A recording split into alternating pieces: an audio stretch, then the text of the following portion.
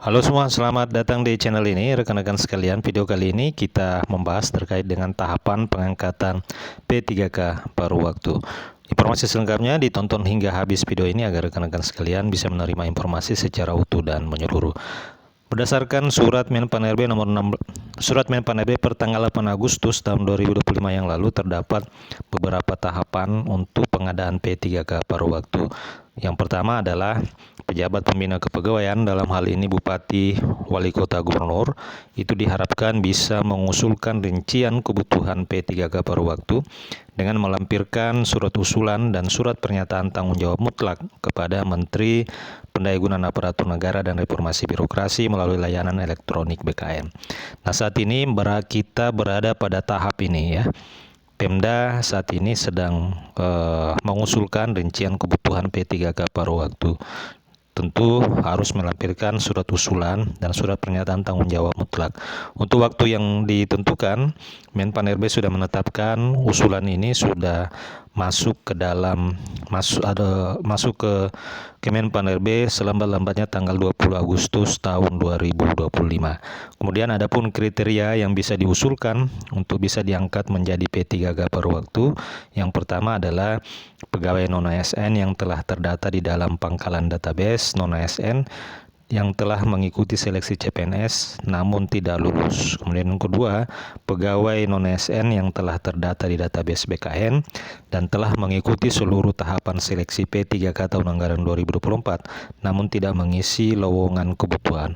Bagaimana dengan rekan-rekan honorer yang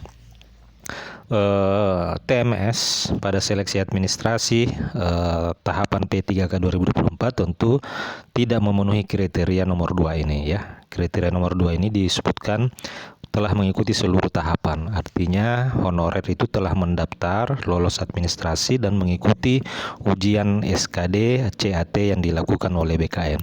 Kemudian yang ketiga, pelamar yang bisa diusulkan adalah pelamar yang telah mengikuti seluruh tahapan seleksi P3K tahun anggaran 2024 namun tidak mengisi lowongan kebutuhan.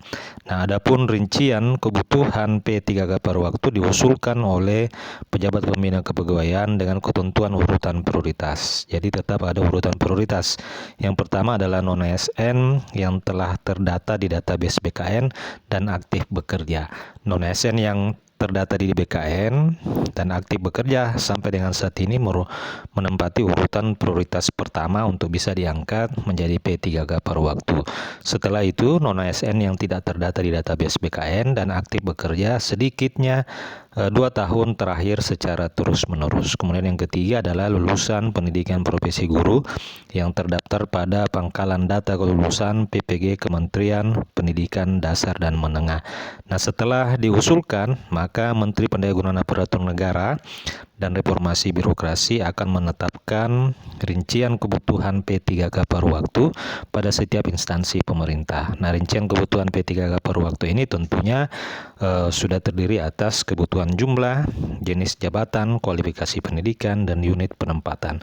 Setelah ditetapkan rincian, maka pejabat pembina kepegawaian nantinya akan mengusulkan usulan penetapan nomor induk P3K paruh waktu kepada Kepala BKN selambatnya 7 hari setelah mendapatkan penetapan rincian dari Kemenpan RB ya. Penetapan rincian kebutuhan P3K paruh waktu, maka Bupati Wali Kota bisa mengusulkan penetapan nomor induk P3K kepada Badan Kepegawaian Negara.